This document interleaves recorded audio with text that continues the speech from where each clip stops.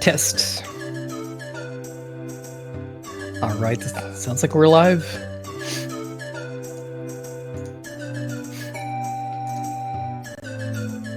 All right, welcome everyone to the Global Momentum Marathon.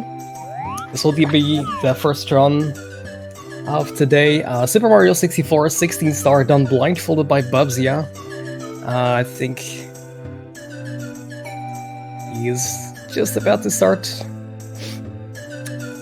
Waiting for his countdown with the fingers. 10 to 0.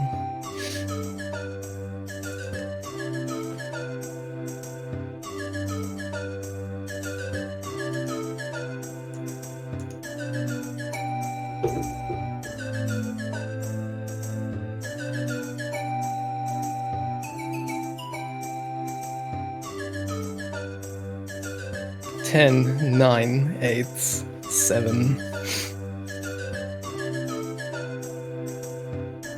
I guess we're gonna start the timer before he takes on the blindfold. All right. Mario. Welcome everyone. This is Super Mario 64, 16-star, done blindfolded by Bubzia. So blindfolded means he's just gonna wear this sleep mask for the entire run. No peeks allowed. He's gonna go purely by audio cues of the game. Sound cues, music cues, anything that you can use. So basically, he has strats for every single input in the run, on top of a lot of muscle memory that he just kind of evolves from the strats and lots of practice, lots of runs. I think he's probably finished about 40, 50 runs by now. His PB is, I believe, 38:58. He just got a sub 40 minutes quite recently. So 16-star means that, well, so normally if you play the game casually, you would do 70-star to, you would gather 70 out of 120 stars to finish the game.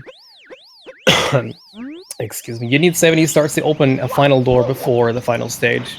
However, in 16-star, you can actually skip a lot of the star-required doors in the castle, and we're gonna see a couple of skips that allow that in this run.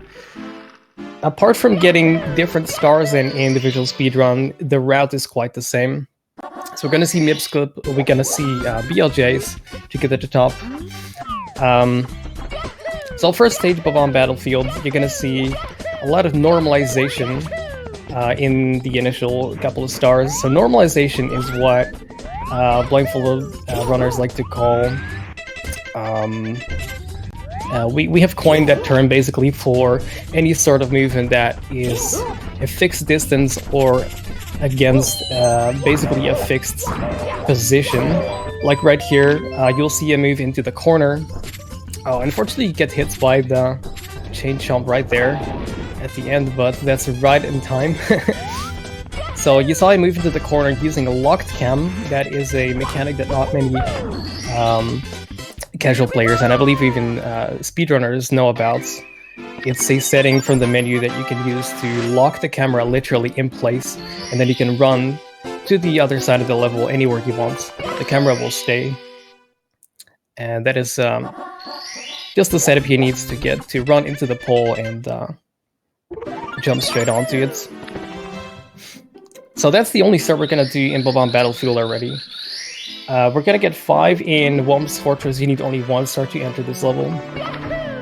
Because the other stars in Bob-omb Battlefield are much longer, like well over a minute. I believe we're gonna start with a star. I forgot the name actually. We call it Blue. It's a star on the left side of the level. Probably one of the easiest and fastest stars in the Blindfolded run. Again, finding the corner here. There's other ways of normalizing than just finding edges or corners, like a punch and a backflip. It's always a fixed distance. The walking is pretty much his muscle memory for him. I don't think I've ever seen him miss this one. Really smooth here.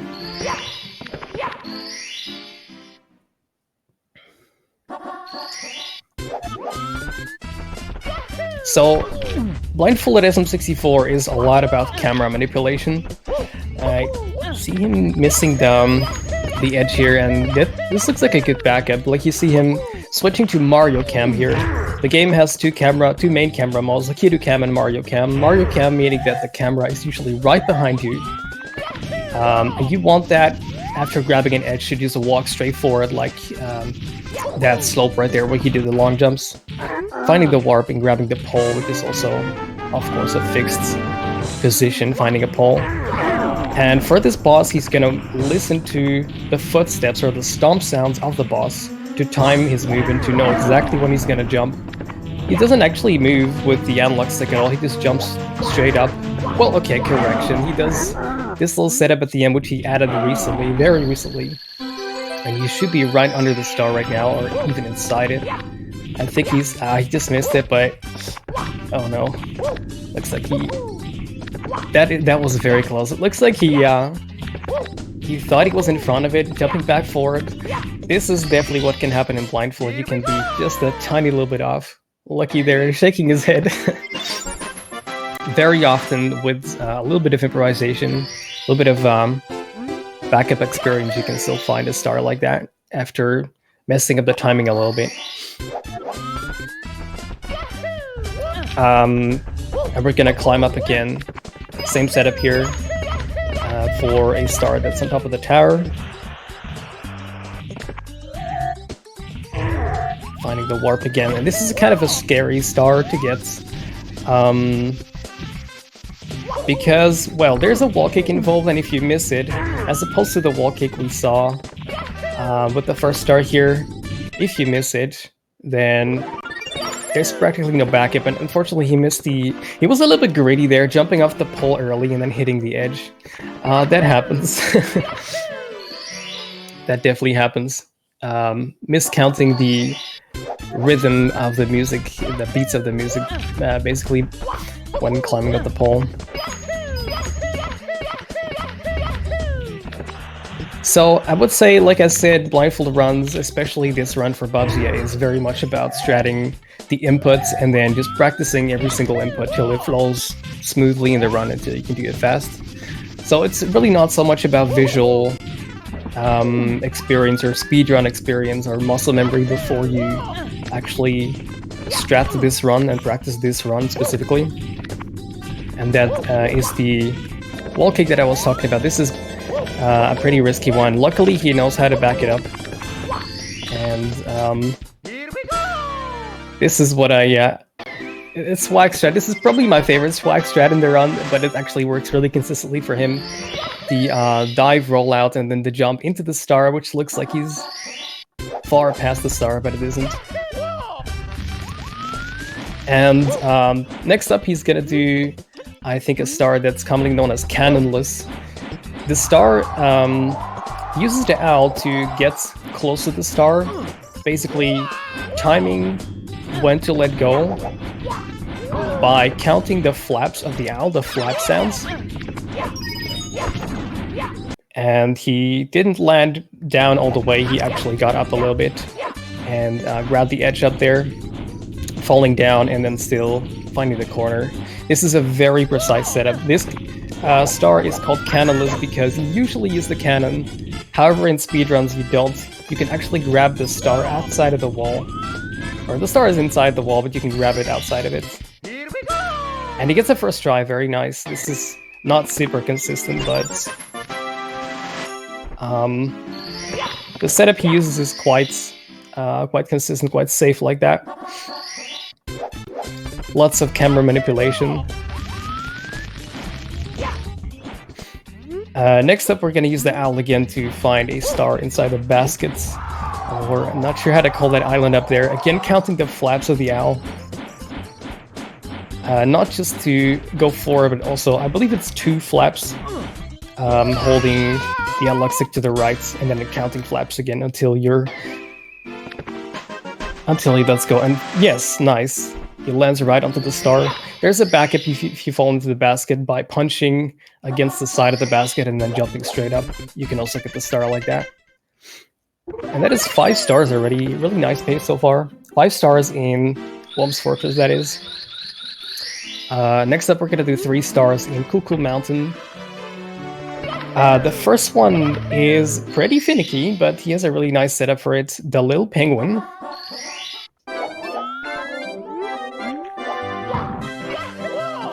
So grabbing the little penguin can be especially finicky because, well, it has a pretty small hitbox. It's a small thing. So the setup that he uses kind of fixes that. He just slides into it by, well, sliding off the slope and then automatically falling back down. He doesn't have to time it too precisely like that. However, walking with the penguin and jumping like that is pretty precise. And he times it by means of using the music rhythm, and we're gonna see that in later stages much more. So basically, if the music goes like this,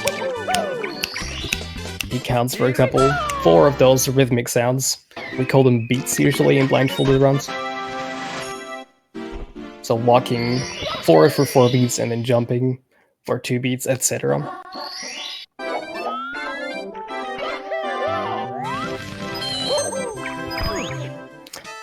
Trees and poles like these are very commonly used also for normalization, for finding a fixed position and sometimes also fixed camera angle. What you see him do right here in the slide is basically pause buffering the angles.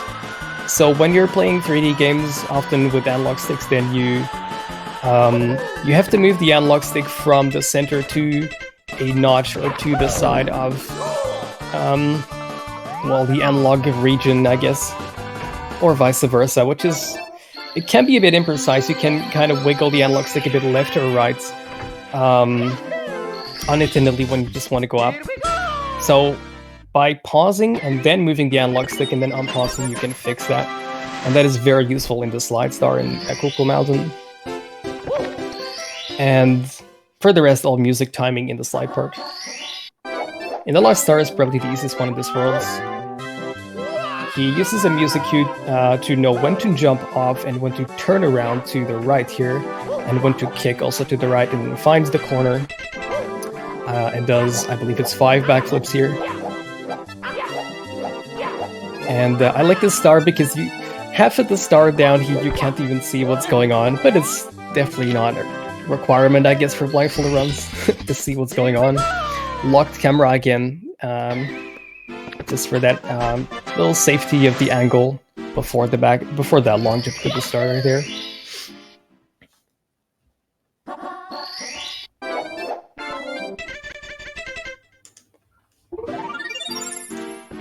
And going back to the stage and then exiting warps you back to the center of the castle lobby, and that is a very favorable position for entering all the levels. So next up we have the first Bowser stage. There's 3 in the game. We have to do them all 3 actually in the 16-star run. I'm quite sure that all categories of the game that finish the game have all 3 Bowser stages.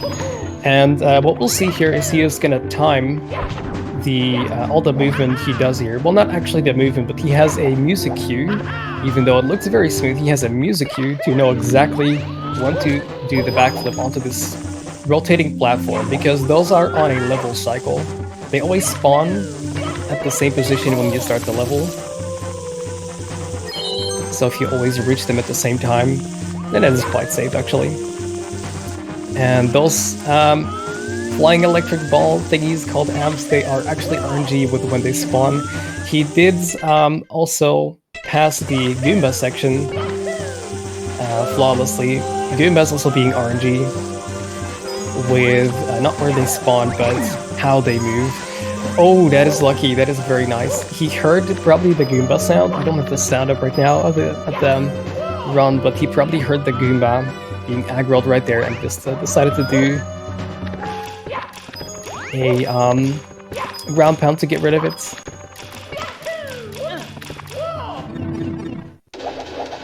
So yeah, also after those rotating platforms, a lot of the movement here is timed with the rhythm of the music.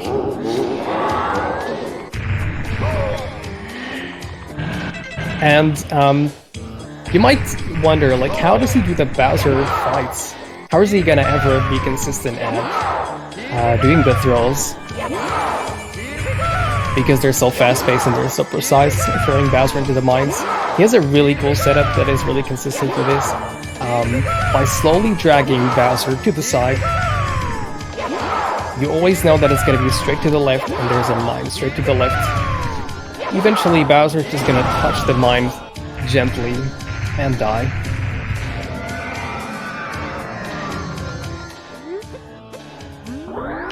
Walk up to Bowser, and the key is always straight in front of you if you use the Mario Cam. So this is actually a very consistent setup.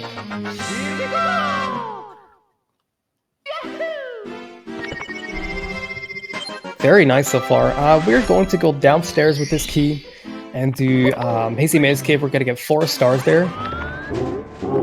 There's a couple of levels that are actually very doable blindfolded, but they're just kind of out of the route. He is actually really optimized this category in terms of routing and in terms of stratting the stars for speed. Like, he doesn't want to. I don't know if there's any stars in this run that are over a minute long, except for the one in Dire Dogs that he has to get.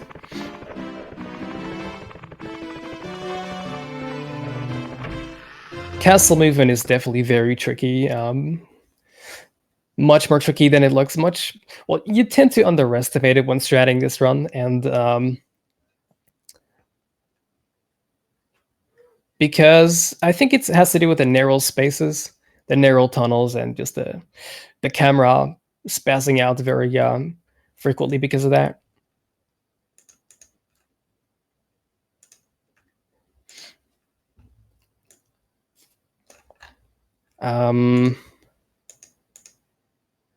So yeah, Bubzia is having some connection issues today. So let's hope it resolves itself. I agreed to hop in the voice call with him if it does not resolve itself within 2 minutes. And then so that he would reset his stream.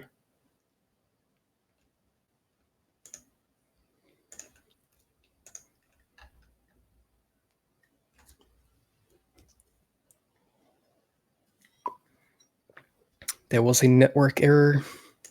Please try again. That is very unfortunate. That probably means that, yeah, I'm gonna have to call him regardless right now. It's probably not gonna automatically pop back up.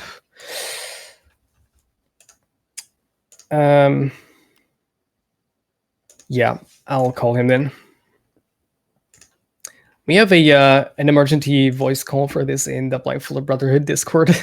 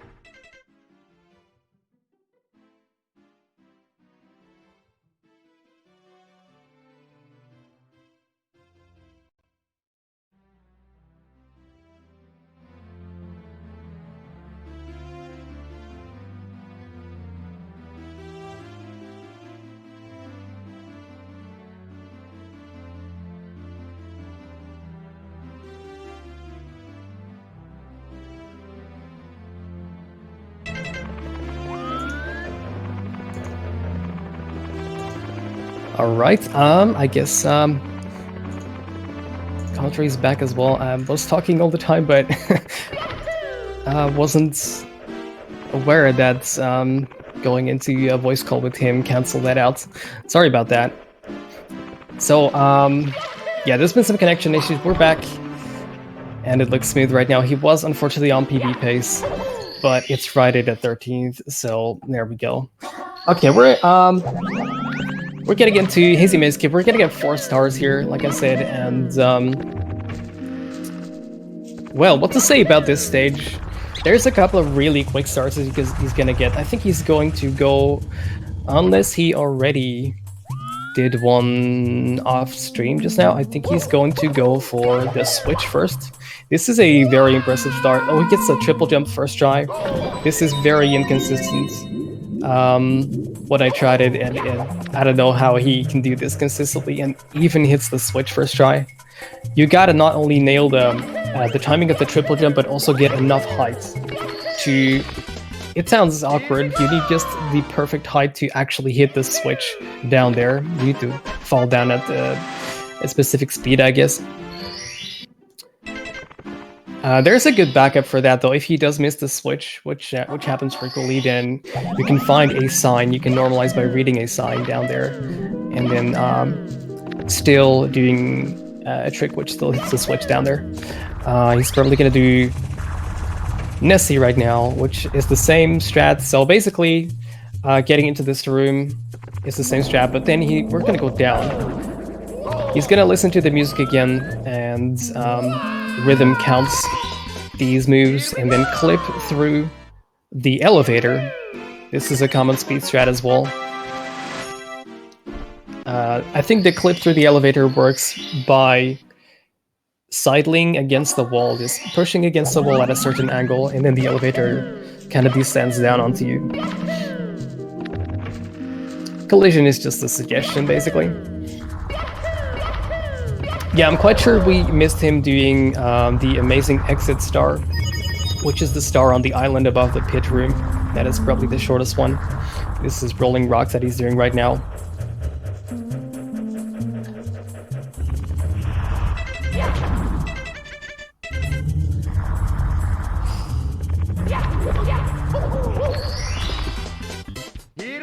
So yeah, might be interesting to know that Bubzia was actually the very first person to beat this game blindfolded back in 2017. Took him over 3 hours his first run with not really optimized strats, and he's really optimized the whole product ever since. Been grinding it pretty hard throughout the past 2 years, both for consistency and speeds, kind of really both together. And like I said, his PB is currently only 38 minutes and 58 seconds. So we have 14 stars already. This is going really quick. Right, there's been a bit of a route change recently. Oh, he's trying to enter the painting to lead to Lava Land, and then the classic hitting the pillar, and then the pillar kind of bounces you outward, and then it can be very tricky to still find the painting in time. Mario! So that is a reset, unfortunately.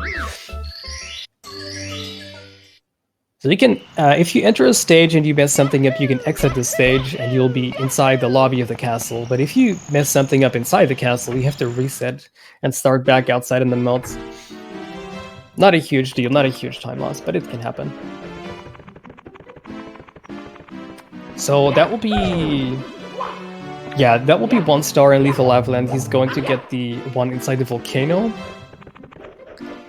And this is, of course, you need all sorts of backup strats. He has a lot of backup strats. In case something goes wrong at the castle, you have to reset and go to a specific level, which you usually enter, and with a completely different route in the castle. He's going to enter the painting from this side now. I'm sorry for not paying attention to chat so much, but is this played on a real N64 controller? No, this is played on a third-party GameCube style controller by Hori. It is a very Very useful controller for blindfold runs because of, especially for 3D games, because of the notches around the analog stick. They're really sharp. So you can basically lock the analog stick into a notch to go straight forward or straight diagonal down right, for example. It's very useful. Here in Lethal Lava Lands, he just timed the movement into the volcano, not with the music, but actually with the bully sounds, with the walking enemy sounds, the stomping. Because the music is very kind of awkward, especially at the start of the stage. It's not very rhythmic. Yeah, the rhythm is just difficult to keep track of. And then here, at the start, he used the haha sounds. Mario thinks it's funny to get hit by fire, so he says haha at a specific rhythm. And you can actually time your movement with that, and then find the pole, and the rest is normalized. And for the final and 16 star, well, you might be wondering, why do we need 16 stars? Like, what's the point of that? It's not a random number. You'd actually need 15 stars to spawn this rabbit called Mips, and we're gonna do a clip called the Mips clip, or two actually. We need the rabbit to clip through the doors, you're gonna see that. But first we need to catch Mips, and Mips is usually, well, usually tries to flee from you, usually is kind of infamous for not wanting to be caught, but he has a really slow dive setup, and this is so cool to watch. Mips just, for whatever reason, just walks straight into your hands, even if you go really slow. We don't need that star. That is a fun fact. Mips, we just need to grab Mips, and he's going to normalize in the corner, get the angle exactly like he wants it, with a funky setup with camera left and right, and then change it to Mario Cam, and I believe it's 4 punches here. It's hard to explain how exactly this works, but he's gonna put Mips pretty much right behind the door and then clip through the door himself. It's just the movement of going forward inside the wall, inside the door, and then grabbing Mips again from the other side, because we need Mips the second time to clip through this star door. You usually need 30 stars for this one. But with Mips, well, you need 15 to spawn Mips.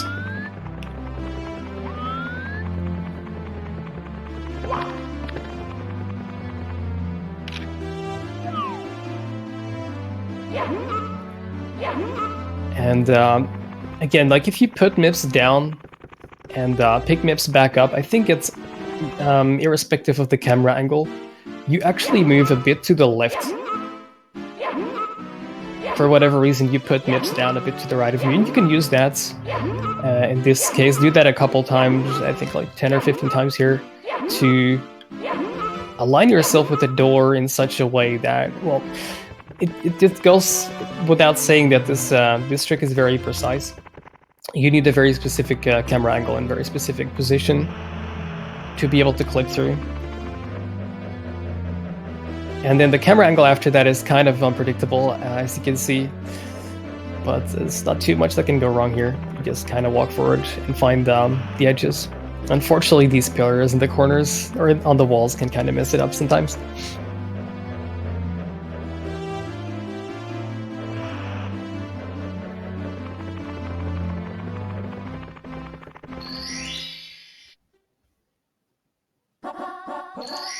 Yeah, very impressive setups for that one. The last star is gonna be in Dar Dar Docks.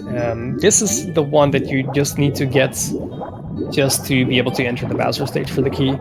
And water stages are really infamous in Blindfolded because, well, swimming is unnormalized.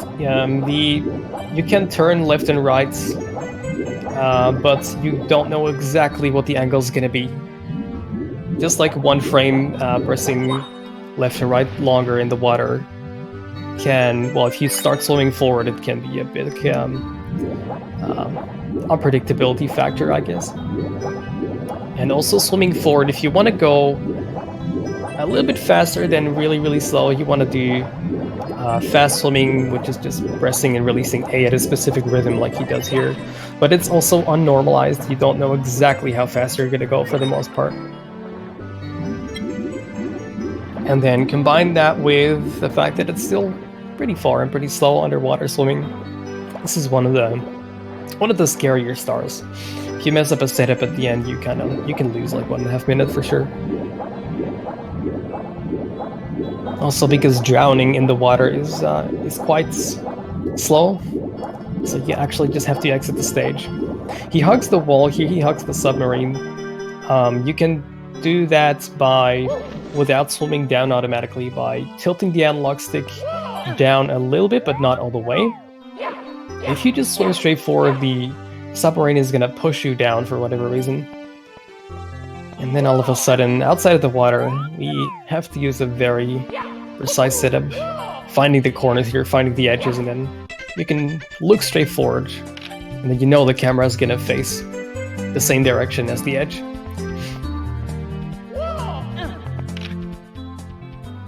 And that is something that always baffles me, how this can be consistent. Like grabbing the little back fin here on top, on the right side, how he never actually falls off there. Ooh, and that is also something, he almost missed a long jump. That is something that this game is kind of infamous for too. Accidentally doing a ground pound when you want to do a long jump. Happens, well, it's a muscle memory thing, but you never really get used to it. Happens to everyone in runs, excuse me, every once in a while.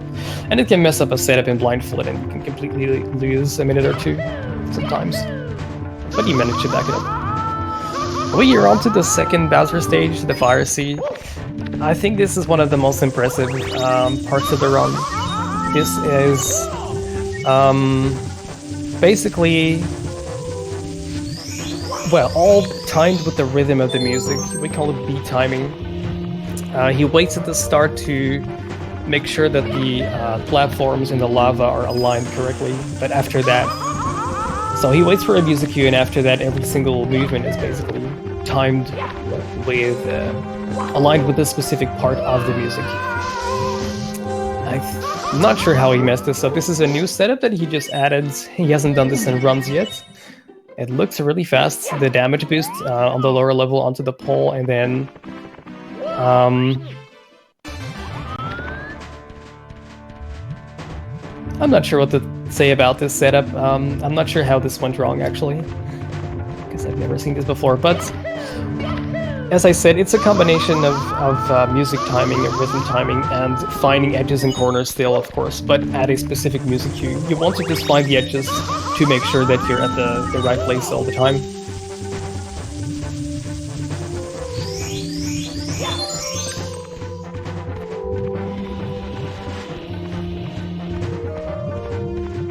Right, so this second layer, yeah, there's been memes about the second floor here, like, oh, now everybody is actually blindfolded, we can't see what the player is doing. On the other hand, it's sort of proof that you can't, that the player really can't see what's going on and they still know the strats. For whatever reason, it just aligns so that the camera doesn't show Mario there. And this is, I think he was supposed to, I hope this still works. I think he was supposed to go further to the left there and actually grab the coins after the damage boost of the fire, but I guess I'm wrong. This still works. Long jumping across the platforms instead of damage boosting on the fire. And then after this, after you grab that pole, you don't need to worry about any of the platforms anymore, because that is the real reason that we need to time this with the music, is basically that everything is aligned with the platforms that are on a cycle that spawn. They're on a timer that spawns at the start of the level. The Bowser is much the same as the first Bowser in the Dark Worlds fights. Slowly dragging Bowser onto the mine, it is very consistent. Except this Bowser has no RNG. There is an RNG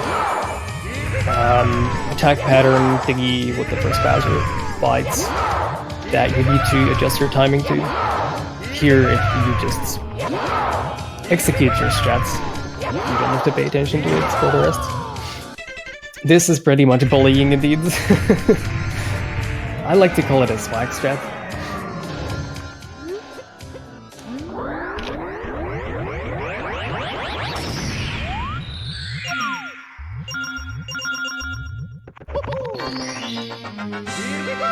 All right, so we have 16 stars now. We have the second key. We don't need any more stars. We just need to get to Bowser in the sky, to the final stage at the very end, and be Bowser to the credits. Now how are we gonna reach that? Because there's a 50-star door and a 70-star door. Or let's say we're gonna do some tech that's called BLJs, or backwards long jumps. Clipping through a wall and then also clipping through sort of a loading zone. We're gonna see the first one here. This is actually pretty scary.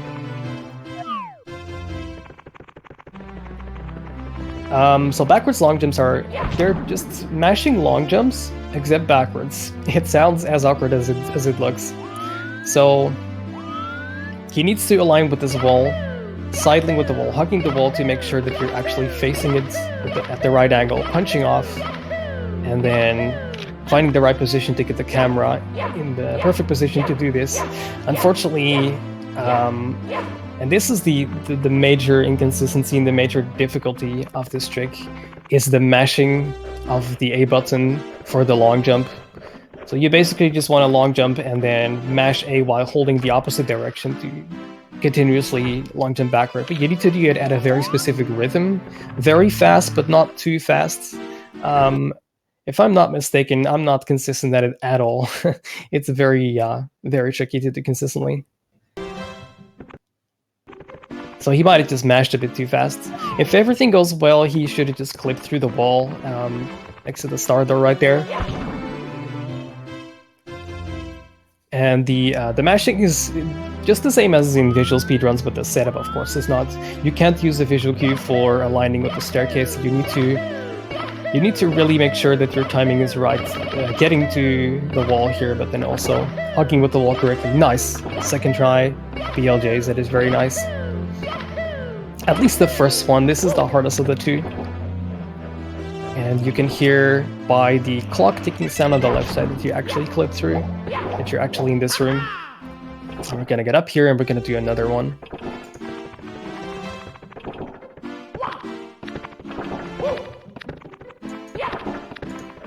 Looks like his internet was buffering for a little bit, but it looks good again. It's very nice.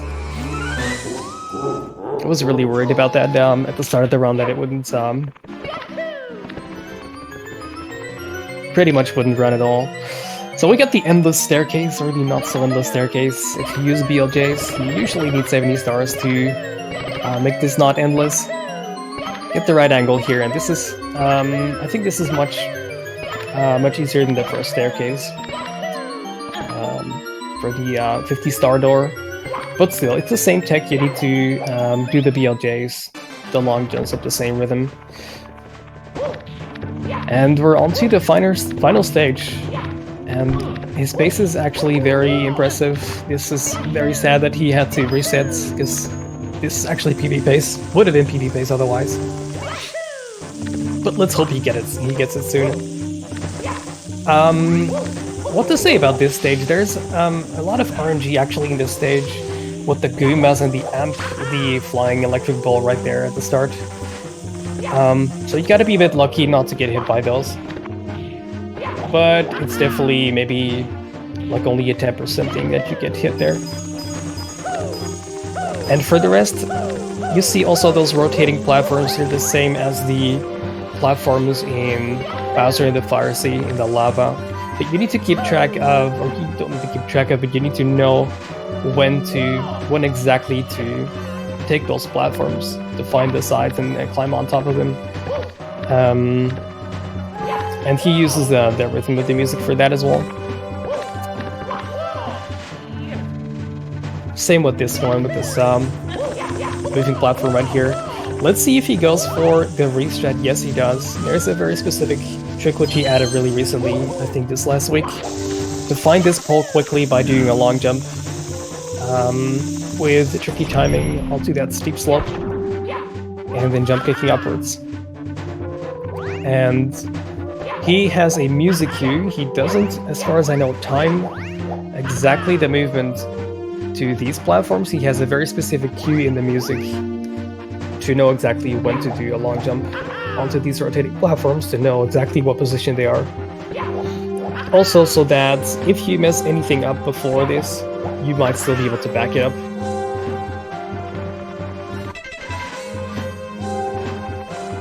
And the last section is maybe the scariest one, because there's 3 RNG mushrooms here.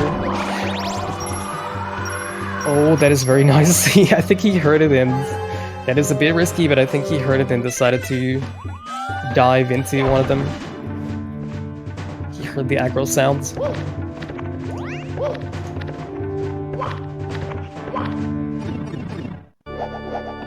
I'm a bit sad that this run went so well, because there's a couple of things that we could have talked about otherwise. Anyway, we're on to the final boss. Bowser in this guy is very different. I mean, Bowser 3 here, the fight is very different from the other 2 Bowser fights. He actually listens to the stomp sounds again to walk forward onto the very edge, and then Bowser walks straight into him, through him, and then in such a way that you can immediately grab the tail and toss it into the mine. There's notorious RNG in this fight though, in that, well, he can charge into you. I think it's 50-50 charge, or jump up and create a shockwave. You have to listen to the shockwave sounds to time the jumps over them well. If you get hit once, or no, I think twice, then you won't be able to continue because of the damage boost here. Onto the final and the most clutch part of the run, probably. Many PB pace runs have been lost to the final throw, and he takes it a bit safer than he used to. It used to be completely YOLO, the final toss. He does drag Bowser to the left side like he does with the other 2 Bowser fights. However, it's still the mine is still really far away. He can't drag it all the way because there's a gap here. I believe he said it's a 2 or 3 frame window, the toss here, and the way that he knows at which part to toss is unfortunately off this one. It would have been very fortunate to do this first try, and maybe good for him to know that probably it would not have been a PB because of that. But very smooth run otherwise. Anyway, the way he knows when to throw Bowser is he listens to these whoosh sounds that Bowser makes every single rotation, and it's always at the same, well, let's say the north. The whoosh sound starts playing when Bowser faces north in the arena. Now there's a bit of a delay because the mine is pretty much on the left side to the west, so it's still really difficult to time that accurately because the whoosh sound is not a clear tick or a clear rhythmic thing. You don't know exactly when during the whoosh sound to throw, especially because it's a 2 or 3 frame window.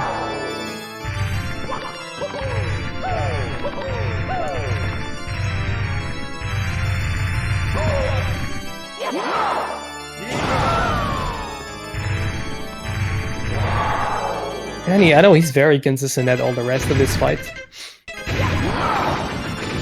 There's a way to take it a bit safer, but it would also be very much slower by like a minute. You can also pause buffer the whoosh sound, and then you can hear the start of the whoosh sound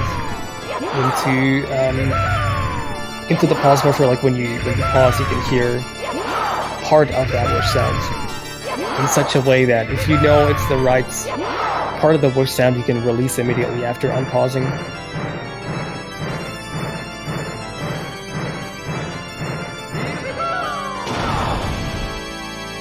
Very nice. That is a perfect angle. That perfect frame.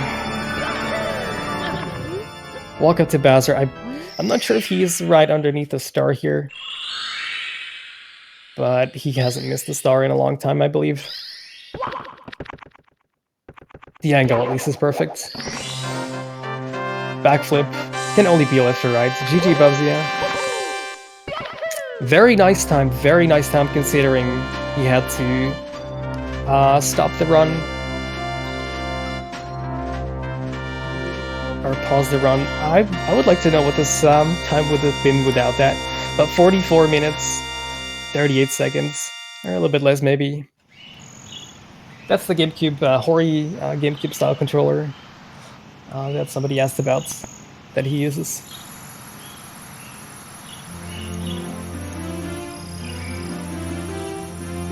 Great run, GG to Bubzia.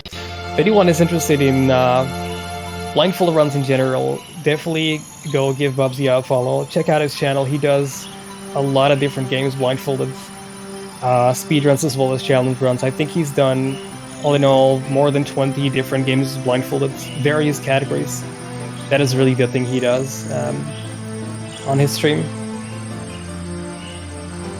27, the escape. 27, you're right, 27 runs.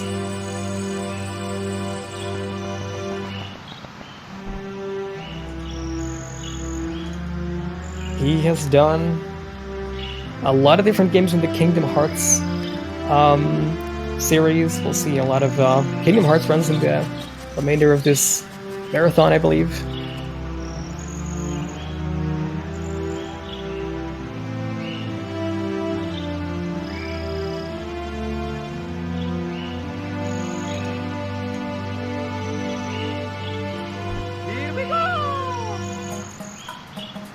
And GG Bubzia, all good. Glad that the internet decided to cooperate for the second half of the run.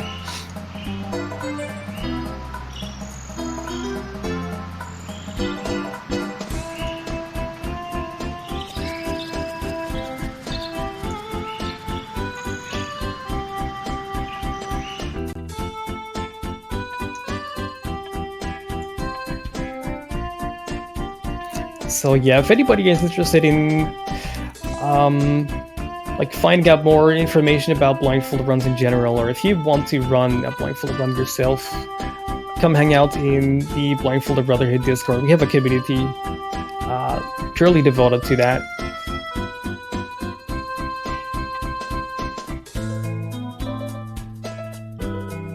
And